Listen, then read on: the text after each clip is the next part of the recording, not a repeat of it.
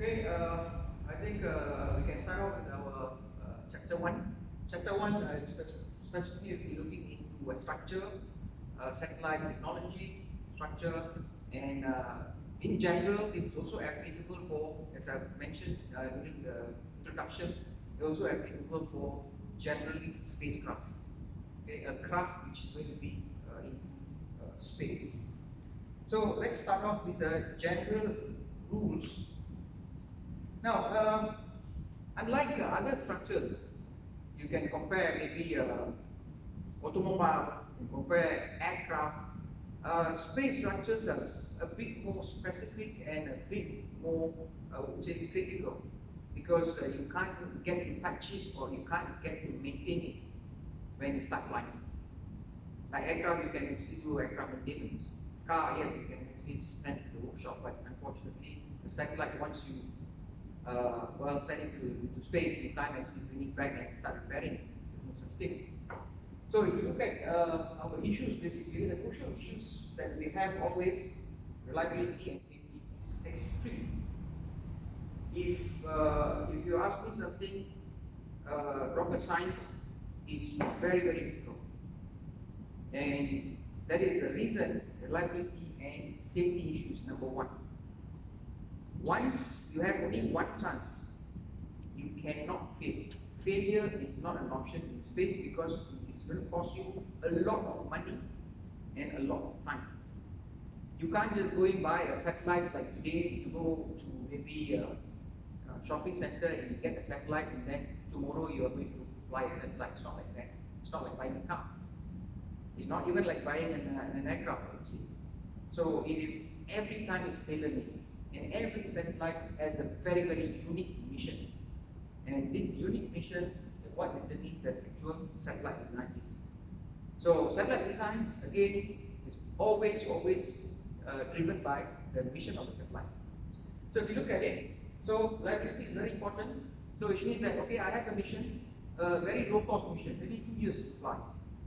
Or maybe I have a mid-range mission, 5 to 7 years to fly. Or maybe I have a long-term mission, maybe up to 20 years to fly. So if you look at it, you are going to do this without any maintenance, a maintenance-free system for maybe 2 years, a low-cost mission, maybe 5 years to 7 years, or maybe long duration, maybe 15 years mission. How to do that? Now, I always invoke this example. Assume you have a light, we have lights here. Can you imagine if you switch on a light today, and then you come back maybe 10 years later, do you seriously think the light will be still on? So it's very, very challenging. So light is so simple, but can you imagine the whole system is actually going to work for 15 years or 10 years? You own your car today. Let's say after 10 years later you come and actually sit in the car. Is it possible? And that is satellite. So, keyword here, safety factor. Our safety factors are much higher. We always play safe compared to any other engineering field. Okay? Optimization of mass. You can't simply build what you want because every single kilogram is so expensive. A typical kilo will cost you probably up to about 25,000 US dollars, can be up to about 50,000 US dollars to bring it up, including the insurance. So a kilo, let's say a liter of water,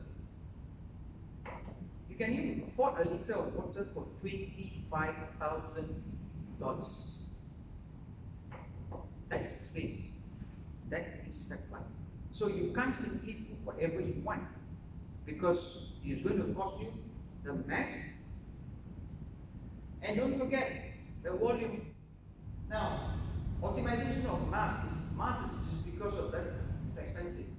Second limitation of volume is because of your launcher, the rockets. The rockets are quite almost standard. So you need to fit your satellite into the rocket, not the rocket fits you. So it's different. So you need to design a satellite which can sit inside the rocket. You can't have, that is the reason most of the time you see the satellites are almost cubical in most missions. It is not round in shape, it is not, different kind of shape. No, the shape doesn't change much because of the launcher that we have. Then you have a mechanical load. Now this is very critical. Why mechanical load is that, remember, before the satellite can even operate, the launcher has to carry the satellite into the orbit. Now if you have seen rocket launches, you will learn in fact rocket launches in your subject. But again, when you start actually launching, you can see the load, so much of load. And the load is not only being transferred to the structure of the rocket, but also the payload. The payload here is the satellite. Okay, a rocket will have a rocket engine and all the stages, and the final will be the payload. Payload can be anything. Can be your satellite, can be a warhead, anything you can call a payload. Okay, that is a mission, the mission driven. So your satellite also goes through the heavy load when you are launching. So it is a heavy task, not only to design a satellite when it is going to operate, but also to survive during the launch time.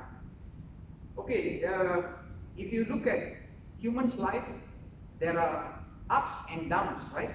There are good times and bad times. For satellite, the bad times are indeed, known bad times are indeed during the launching, because that's the most stressful, especially for the structure. So it is so many precautions that we should take. Then production, of course, production is you need to have a track record. Nobody wants to send an equipment which doesn't have a track record. All those systems must come with a track record. That means he has flown maybe 5 years or 10 years in space. Then you want to actually acquire and put in your satellite. If it's not proven why you want to actually fly it, assume that one system failed, it is going to be a catastrophic failure. Usually any system fails, it is going to be a disaster in making. So we cannot afford failures. Failures is not an option in this design work. Method for requirement. Our philosophy is worst case design. The worst can happen. What is the worst can happen? So you design accordingly. Take no chances. That is the design philosophy. It is not just by putting a safety factor 1.5, 1.2 that you are safe. No. Sometimes you need a safety factor of 100%. For example, you have a system A and you have to have another system A identical to it. Backup system in satellite. That is the difference. So it's going to cost a lot. Cost volume, cost mass, cost money, cost complexity. Yes, suppose. Safety failure analysis will have to be done. Power saturation of equipment, that has to be taken care. When we talk about our power systems, we are going to discuss about power saturation and what kind of bus actually we can use and how to basically dump those saturation and what kind of profile that we are going to have. We will discuss that also. Special material, not all material you can carry. Remember, if you put the steel, it's going to cost you volume, sure. It's going to cost you also mass. You can't simply put steel. You need to put something light, but yet it's very strong. So the options are not too many. Typically used, you can see you have titanium, Kevlar, carbon. These are typical materials. So composites are also walking in slowly into the space frames. Okay, you have composite frames already. Typical ones that we've been always talking about today. If you look at the actual satellite's body, it looks like one sandwich because it has a sandwich structure. And if you open the sandwich structure, you can see it's just like a honeycomb.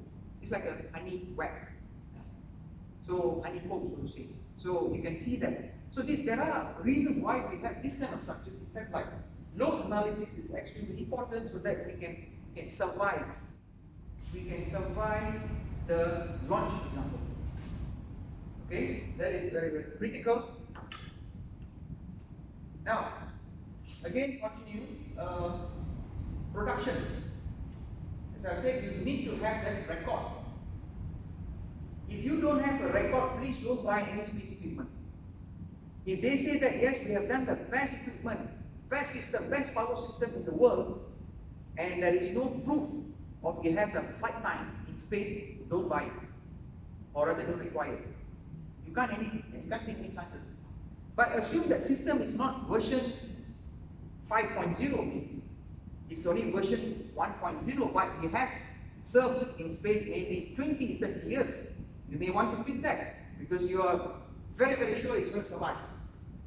Production and quality control, extremely important. We will actually, when you do the satellite testing, you will be also exposed to some important testings that we do in order for the satellite to survive. Environment conditions, it is not easy to live in space actually.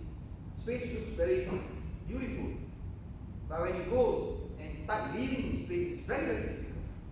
It's very hot, it's very cold, full of radiation. I think if you are not practically protected, especially with your clothing gears, I think you are counting your days. Human body just can't survive in that kind of very harsh environment. So it is not a very easy thing. When human can't survive, it doesn't mean that the equipment that we design can also survive. Same rule applies. So we need to take care of all those important or rather critical conditions into the design factor. Procedures. So we have a very strict procedures. So we can't simply bypass the procedure. When you bypass the procedure, that means the design of worst case is in compromise. When it's compromised, disaster immunity, as I've said. Testings. You test everything and anything before you send to space. Okay? Components must be tested, material must be tested. Now, that is the reason you look at material, you have a screw, for example, a rivet. You see aircraft, yes, we have that also. A rivet which is used in aircraft cannot be readily be used in spacecraft. Not necessary. It has to be space qualified. A material used in car cannot be readily used in space. It has to be space qualified. So our materials are all and components should be space qualified. Even a simple plaster, a sticker. Let's say you have when you do thermal control, there is a layer called krypton, gold color layer. So in order to, it's just like a paper.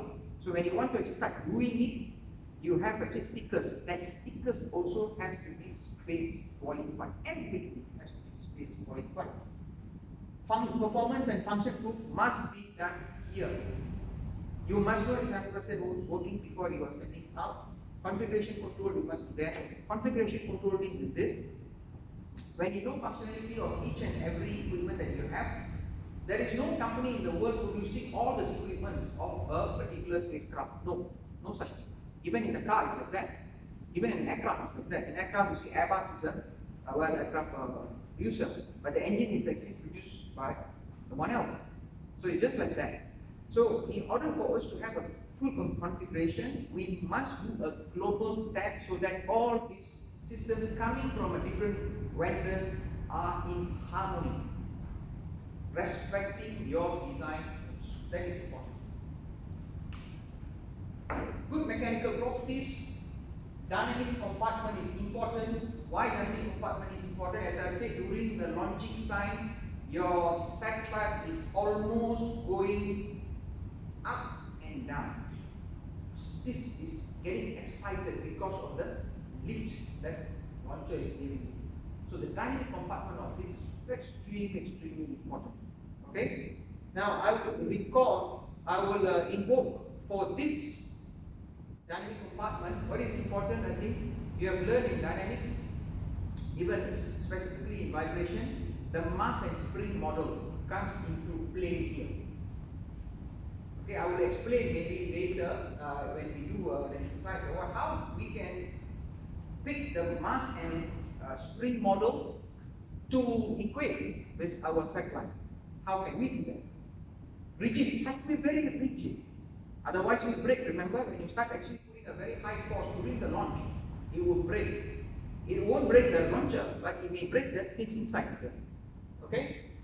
Because of a high load. Stable and thermoelasticity. as I told you, very extreme condition, very cold, very hot. So cold, hot, I think human will get sick. So likewise, you will have a temperature, very high temperature gradient. It should not actually be sensitive to those temperature gradients. That's very, very important. Now, space environment, as I said, it is not a very easy environment. 15 kilorad to 25 kilorad dose is basically the radiation dose. All those equipment, especially electronics and electrical equipment, must survive that amount of radiation. 15 kilorad up to 25 kilorad have to. Otherwise, you can never survive.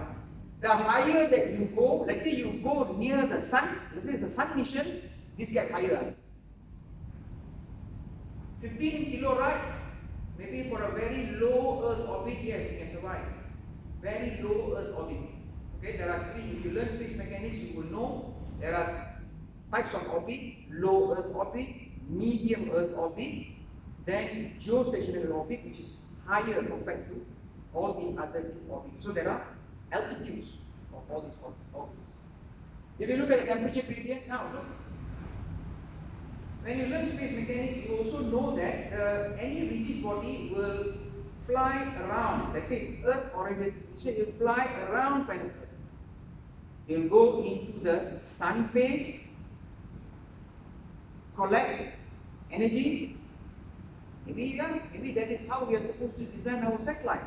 When we see sun, we know that when we have a photovoltaic cells, we can harvest energy from sun. So maybe when we go into sun, we can harvest energy. Then when we go back planet Earth, there will be a eclipse. So therefore, look at the temperature gradient. Negative 40 degrees. It's not easy for you to survive. And look at the extreme temperature, 60 degrees. I think about 40 degrees you can have heat strokes already. Yeah? 45 to 46 degrees you can have a heat stroke. Yeah? So this is a 60 degrees. 101%, I think you will be affected. Yeah? You walk out, heat stroke is just waiting. So it's a very extreme condition. Now, this is very certain. I'm just giving you a very, very rough estimation. That is the launching cost. If you have a very good launcher, then you pay a very, very low amount of insurance because it's very reliable launcher. But if you have a launcher which don't have much of a track record, then the insurance will be higher. So when the insurance will be higher, per kilogram it actually goes high. Okay?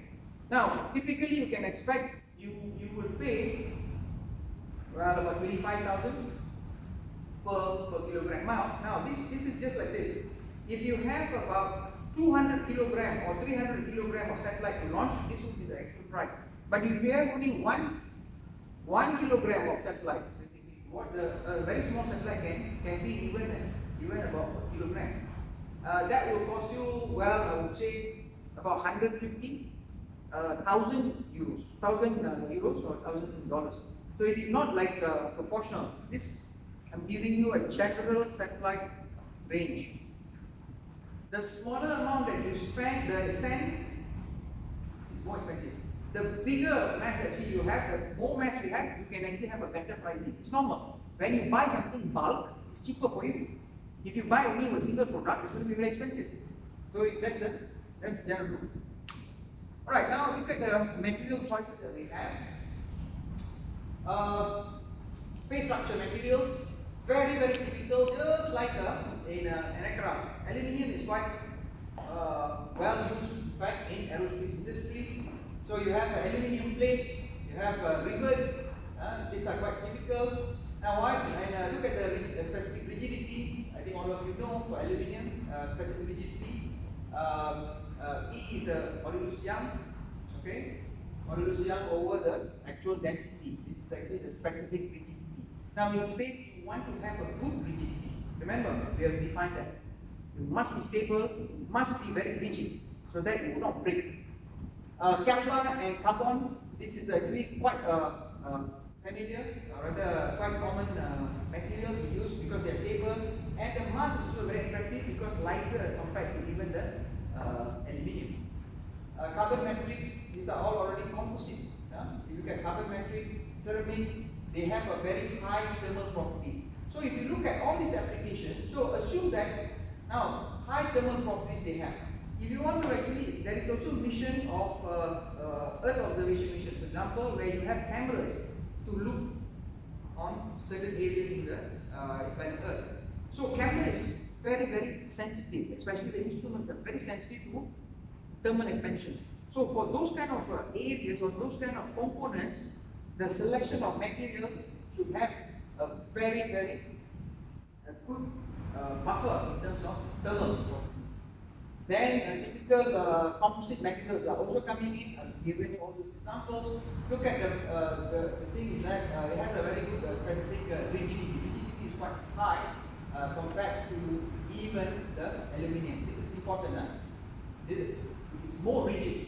Composites are more rigid compared to even the metal, for example, aluminium. So the good thing about composite is lighter, it's stronger. So it is quite effective already. So it's quite popular in recent years. In fact, a lot of small satellites they are already having a composite structure already. Yeah. Typical material which I've discussed just now. So if you look at it now, tensile strength, sigma. Okay. Now if you look at it, look at our aluminium. Very low. Very low. Titanium is high but very expensive. Normally in divergence, especially in the propulsion system in divergence, titanium is well used. But you look at fibers, composites, look at that. Very, very high in terms of strength. So it is very, very strong. But let us look at the density. If you look at the density, it has a lower density also. So which means that the mass also would be lower compared to the actual steel or even aluminium. So that is the reason why it is quite attractive nowadays to combine not only the metal or aluminium but also together with the composite. Now, if you want to looking at all these selections, you have many. I've mentioned many materials. What I have given you here, these are certain components that you can find in the satellite. Now, in a satellite, basically, when you find certain components, they should have certain performance required. Central tube. What is central tube? Central tube is that if you have a big satellite, central tube is that where the whole, all this equipment will be embarked to it, and it is just like one pillar. Okay? Not necessarily it can be a tube, it can be even a plank, just like that. So, but we call a central tube. So it has to hold most of this equipment. It should have a very high rigidity. It must be very strong because you end up holding the other equipment. Optical structures, very, very important. Optics. When you have a camera is very, very sensitive to temperature. So the thermal resistivity must be taken care of. Okay. Solar generator and disk. Now solar generator and disk. If you look at it, this can be a particular wheel which is rotating in the satellite, maybe to give you some sort of torque, for example, or some sort of momentum for stabilization. So it's the disk. Solar generators can be also photovoltaic, okay, and this also refers to your parabolic disc, for example, antenna, etc. It's outside. But for inside, this can be basically your reaction wheels, for example, just for stabilization purposes. Now, even in that note, it's very, very important to have a very high rigidity because they will be stable. Outside, you're very stable. Inside, you're also very stable. Okay? Thermolysis is important outside. Inside, remember, when you see, when we do thermal control, we will see. If you see inside the set light, you will have an average temperature about 10 degrees, not more than that. You should maintain that. If you look at all the list of equipment that we have, there is a temperature range. We should provide at least about 10 degrees. So you can imagine how tight is that temperature requirement. Tanks. What tanks is that? Fuel. We have some fuels for some satellite. We will see, because when the satellite comes with the propulsion system, you must have fuels. So we will see what kind of fuels is there. But tanks can come in a very, very high specific resistance. Specific resistance is nothing but sigma over rho. Okay, sign over rho. Thermal protection, low density with respect to material fraction. So these are basically carbon-carbon. These are typical composite material for thermal protection. We will also see what kind of thermal protection material that we are going to use in thermal component or thermal control system. And we will cover that in the chapter. Short revision. I would like to remind that you have been exposed to already deflection and how to calculate deflection when you have a beam, when you have a force, how to calculate the deflection that you have been exposed to, how to calculate natural frequency also you would have been exposed to. This is in a strength of material, this would be in vibration, or sometimes it's in dynamics. So please do revise these two terms so that you know what we are going to do. All this you have been exposed to. All this you have been exposed to. Okay? It's just a revision. Please revise that. Okay. Sandwich structure. Now, how to build a box? You must have a bar, then a bar, and then you must have a wall, right? So the bars can be simple. Let's say it's a low-cost mission. Simple. Let's say the bars are all aluminium bars. Okay? We have aluminium bars, aluminium bars, aluminium bars, aluminium bars. Now we need the wall. The wall typically we say that is a sandwich design. Sandwich design means what? If you cut the wall, you will see like it is like a honeycomb. Okay, it's like a honeycomb. So if you cut the wall, so wall is here, wall. If you cut it, then you will see that the honeycomb is there. Okay, so just like this, wall, then you cut, then you can see the honeycombs. Just like that. Okay. So when you see, let's say a box, you see, you won't see the honeycomb outside. You will see only a plate, but behind the plate is a honeycomb, and after the honeycomb is another plate. That means it's just like a sandwich. Okay, plate, middle, honeycomb. Why? Let's do the design justification. Now let's say 3 cases. 2 plates, right? That's why I say plate, honeycomb. So now I want to tell you, okay, fine. I don't want honeycomb, I just want 2 plates, just like that. Okay. Poor bending stiffness. We will explain afterwards. It's a poor bending stiffness. Problem. I need good stiffness. But here you have a poor bending stiffness, which means that it may be like this.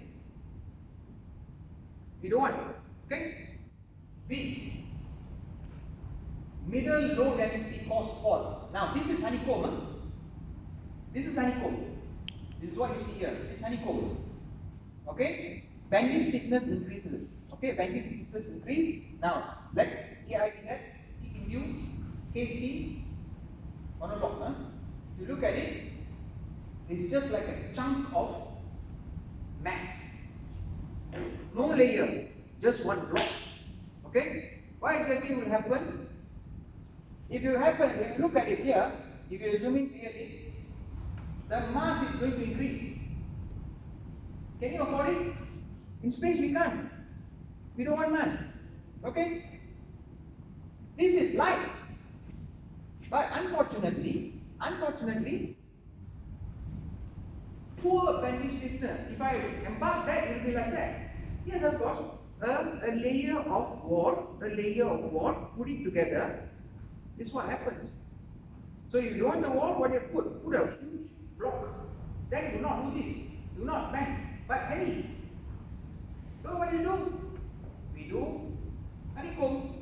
So what exactly happens? It actually increases the stiffness. The reason when you look at it purely why it increases the stiffness is because let us look at the formula. Bending stiffness for isotropic and bending stiffness for composite. Isotropic is where if you look at 3 dimension x, y, z, they are all equivalent. That means the mechanical properties are equivalent. That means what? For example, metal are isotropic material. Composites are not. You can have a different strength in all directions. That is composite. But metal, all directions you will have same because it's isotropic material. So the formula for bending stiffness is for isotropic.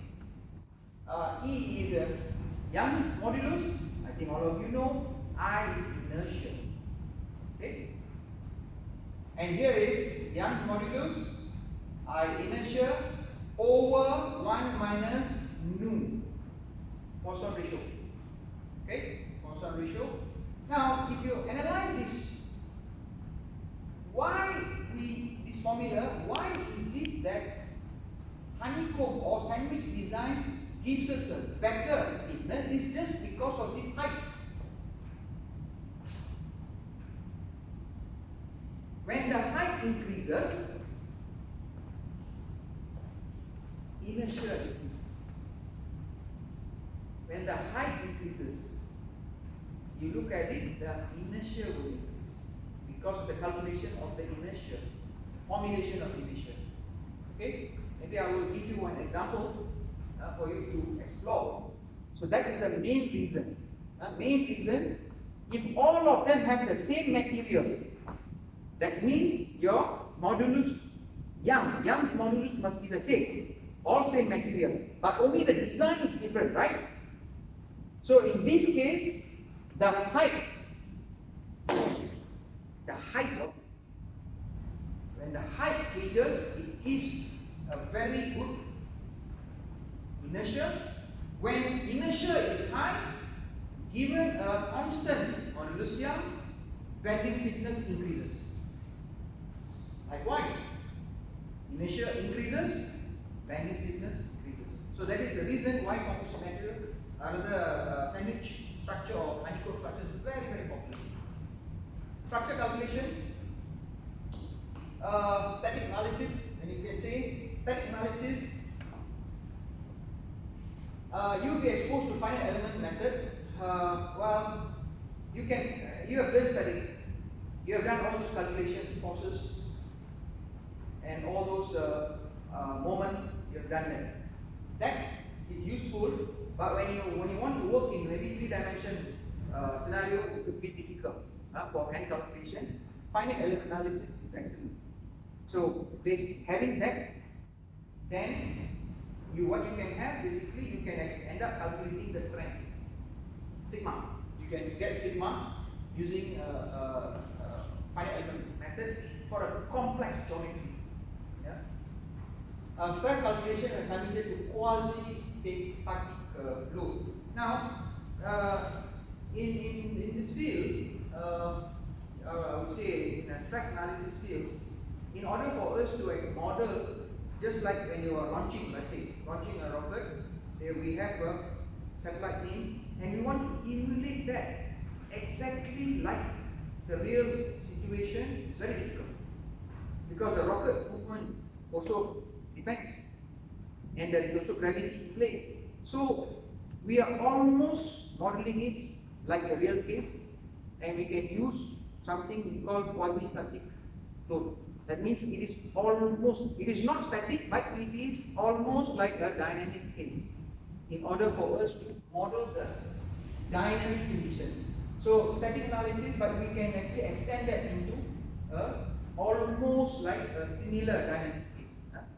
Static total. Buckling, I think all of you know. Now, we have a central tube, remember? You keep on embarking heavy loads, let's say putting equipment on top of it, putting antenna on top of it, it might buckle. Buckle means this. So, static analysis is important. Yeah, that one. Okay? So, it is very, very critical in terms of the strength. And if you look at dynamic analysis, just now we did a quasi-static, but if you are not capable of performing dynamic analysis, quasi-static you will do. But again, a good approximation would be dynamic analysis itself. So here, finite element method can be applied. This is very useful for maybe your elective subjects. If you are going to learn a finite element method, it's good reason being you can actually have the satellite structure model in finite element. Then you can actually look at the static part, static load, static stress, stress in fact. Then due to static condition, and then you can look at actually the dynamic part. Okay, now whenever we consider dynamic analysis, eigenvalues, I think all of you know, in dynamics or other vibration to be specific, always you calculate lambda. Yeah, if you can remember. Okay, that is the eigenvalues. Okay, that you have. Then there is also something called mode shapes. Why? Because when you start launching, it is just like the structure is going up, doing this. So it will have basically a frequency, or you say a natural frequency. If you meet the natural frequency, then it may break. So you got to be careful. Okay, that's the first part. Second, it will have mode shape. What is the mode shape? Assume this is a launcher.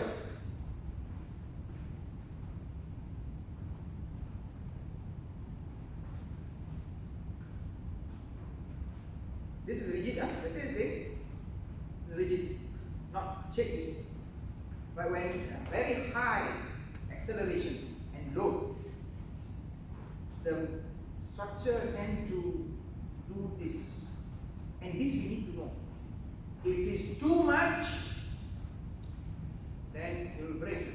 Any structure for the matter. This happens not for static. In mode shapes, you don't do for statics. You only do for dynamics because there is acceleration.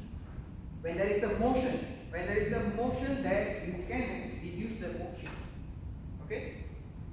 Now, so this is basically excitation at the base of the satellite. I told you when you want to embark rocket, embark the satellite, base of satellite is cold, this happens. This excites. Okay, this is very, very critical. And based on that, other survivability of other subsystems inside the satellite also can be determined. So the satellite itself is going through difficult times or difficult conditions. Equipment itself also does that. So we need to be careful with this, and which means that we need to also test all those equipments inside the satellite, not only the satellite. We must qualify them also, because they are subject to this movement. Okay? Now comes into this calculation. Now, if you look at it, this is the only calculation that you have probably been exposed to, acoustic calculation. We don't do acoustic calculation for most of the things. Maybe from acoustic, not in terms of dynamics. Now, this acoustic calculation is needed. Reason being, when you launch a rocket, it is very, very loud. The engine sounds are very, very loud. Due to the engine sound, the structure is going to get excited. That means what? It is going to affect the structure because of a loud sound. Now, if you could remember, let's say in opera, the people sing, they sing in a very high pitch. When in a very high pitch, the acoustic is actually has a very high decibel, right? What exactly happens? Let's say you have a glass, you can even break the glass. Then we have seen that. That is the exact thing that is happening to the satellite. When the rocket makes a lot of noise, it can break the structure of the satellite.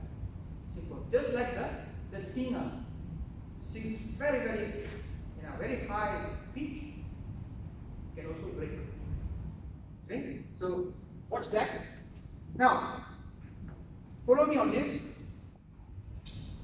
Octaves. Let me define octaves. What is octaves? Octave is a frequency band at f such that the future f, which is I plus 1, the future f, is equivalent to 2 of the current f.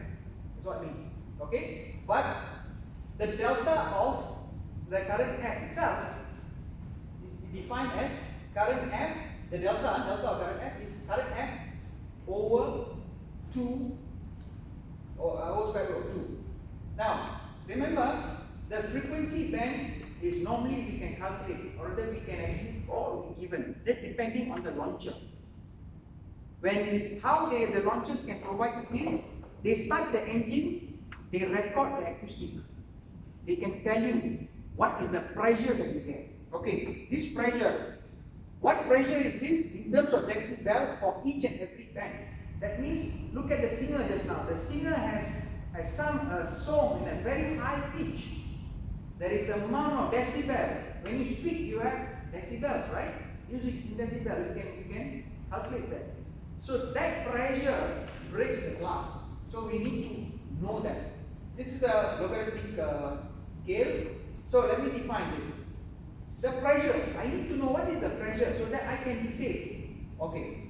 So the pressure I define for each band is nothing but, based on the reference pressure that I have, this is given normally, this is measured, this will be given, Pascal.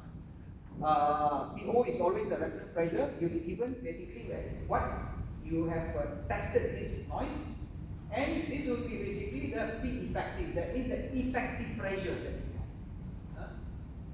It's basically square of this effective pressure, which can be written also as W. W is basically band power spectral density. PSD, we can measure this. When you run the system, when you have a noise, we can actually measure PSD. Once I measure the PSD, I know practically how much of this pressure in terms of the noise that you are going to have. So, what I need to know? I need to know what is my WPP, for example, PSD. I know this reference pressure, then my frequency. When I have this, I should be able to tell you what is the pressure of this particular noise, right? When I know this particular noise, I know at what frequency it is actually operating, and I have to make sure my equipment is going to survive that noise. It is just like this. Assume you want to fly a satellite, you bring the satellite and give to the singer and ask the singer to shout, or sing rather, and see whether it's going to break or not. But before I bring that, what I'm doing here is that I am measuring the singer's pressure. The actual pressure in terms of decibel. In terms of decibel, I measure. So I don't have to have the singer anymore. I can have another engine outside there and emulate the decibel that singer is going to give me. That's it. So it is exactly like the actual condition, like during the launch. Okay? Now, if you look at in rocket technology, you should learn this also. If you look at a rocket, there is always 4 pillars. Especially if you look at Ariane. These 4 pillars are basically to mitigate the actual noise, the noise waves. To mitigate that, there is another complex simulation. Okay? That will actually dampen. So, with all this is calibrated. So, the value of reference pressure, the value of frequency band, the value of power spectral density, it varies from one launcher to another launcher. It means that from one singer to another singer is different. Okay? Alright. Now, once this is done, power spectral density is clear. Effective acceleration is what you want to do. Because effective acceleration is what the final product that you need to know. Reason being, we know what is the acceleration of the rocket, right? Effective acceleration is, you can see how many G is this equivalent pressure. Equivalent pressure in terms of decibel is how many G actually. It's just like this. You are singing and it breaks. Okay? But actually, in rocket is not singing, rocket is flying, The difference is that. So, when the rocket is flying, what exactly it does? It has an acceleration, right? So, what I need to do, I need to have another maybe equation that tells me exactly what is the relation between the power spectral density due to the actual decibel, the pressure, how it is going to be equivalent to my effective acceleration. That's why it's called effective acceleration. So it is equivalent to this much of acceleration. So what it means that if you calculate your acceleration, effective acceleration is more than actually the acceleration of the rocket, you are in trouble now. It should be very much lesser. That is very minimal. The actual, it doesn't get excited. But then if it gets excited, it's going faster than the rocket. Imagine yourself. What literally what it means, but it doesn't happen. Let's say your payload, your satellite, your rocket satellite, this guy is flying faster than the rocket. That's what it means. So technically you will break, right? If you fly same acceleration with him, you will be just at the mountain. If you fly, if your follower, that means that you have a slightly lesser, he will be pushing you up. But if you have more, then you are going to break away from him. So you cannot have more. So that's what it means. Huh? So again, redefine this effective. We will do a calculation for you to know. You have natural frequency. This is clear. This will also be given. From it varies from each and every launcher. Then you have a resonance, basically amplification, and this is nothing but 1 over 2 zeta. Zeta should be given. Zeta is basically damping. How it actually get excited. So this the launcher will provide all these data for us to plug inside here and to look at the actual effective acceleration to ensure that we are safe. Typical acoustic qualification, let's say for RN5. Okay, look at that. This gives you all those decibels. Okay? Now, this is basically your frequencies and practically all the decibels given. Right? So, for particular frequency, you should not, when you start actually doing this, when you start actually exciting the structure. Okay, let's say your operation is, let's say here, let's say 500, right? Say 500, let's say. So you take 500, so your operation is actually at 500 hertz, right? 500 hertz is operating. Now, when you start running it, when you do a test, your acceptance levels for sure will be higher than the actual operation. Okay? Now, acceptance is 34, qualification is higher. So this one is what you have. The acceptance level is what during the flight you're going to experience. So what you have to do is that 500, you make sure you do a blast on him. That means you start singing on him for 138 decibel so that he will not break. Make sure it doesn't break. You know for the fact when he's flying, he won't break because he's going to operate at 134. That's what it means.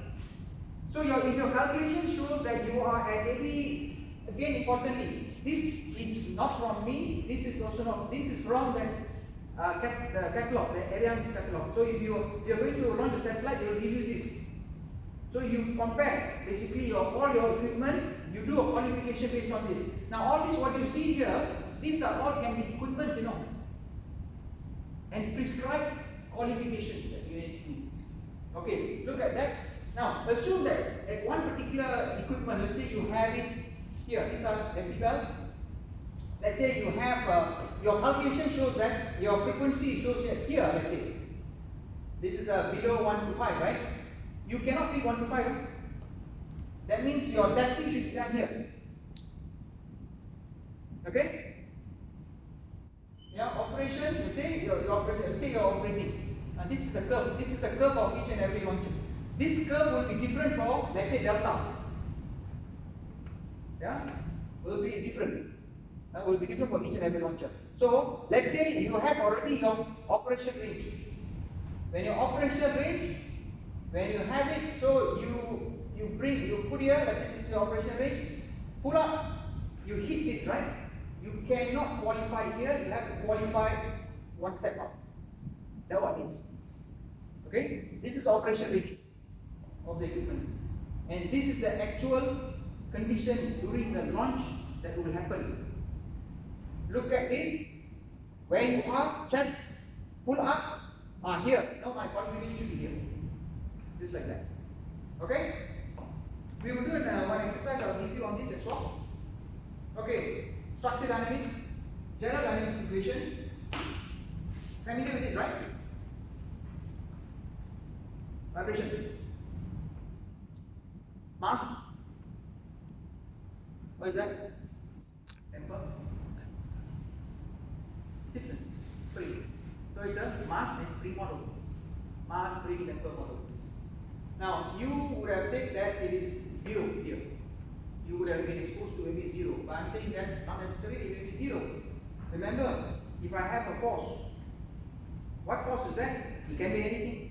It can actually come and disturb the system. So when you have an A, then A would be null for static condition, but for dynamic condition, that would be A. So you add force to it.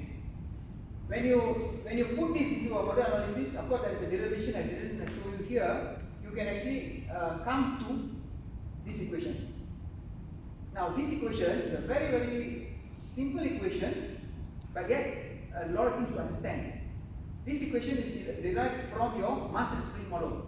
But this equation is derived practically to do the model analysis. That means that this shape I told you, to avoid this happening. Okay? So you look at it, M is a mass, it is very, very easy. Mass, what mass is that? The structure mass. When you did your vibration or even dynamics, it would have been your mass of the spring, mass of the rigid body. But here will be the mass of the equipment. K is basically the stiffness metric. K is the stiffness metric. When you did the mass and spring model, it's the stiffness of the spring. But here it is not the spring, there is no spring. That is just the structure, so it's the stiffness of the structure. Okay? Now, so X is a vector containing an amplitude just like your mass and spring model. Now, this is important. Lambda is the frequency. This is what you always will find. This is the most important thing. And what is this? Mathematically, it is defined as your X is eigenvector. This is a vector. If you have 3 dimensions, we can write in 3 dimensions x1, x2, x3 as well. That means F1. This is assumed is a force set.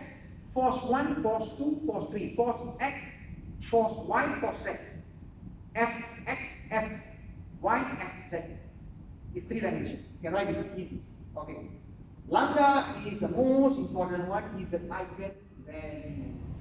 Eigenvalue is actually a circular, the square of a circular frequency.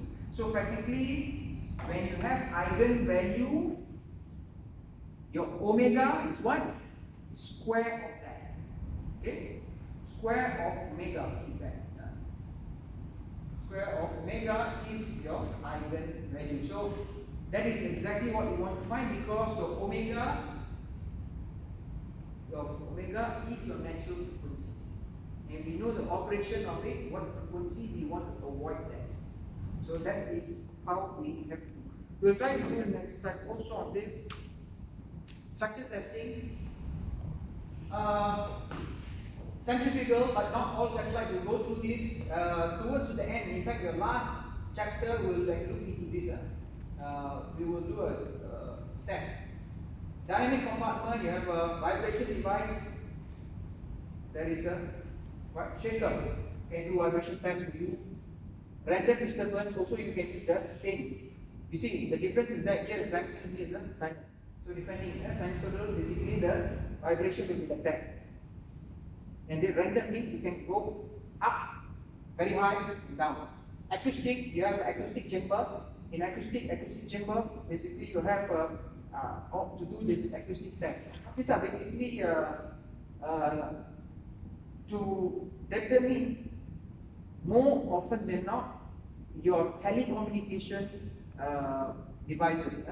So then you have a free from all these acoustic disturbance.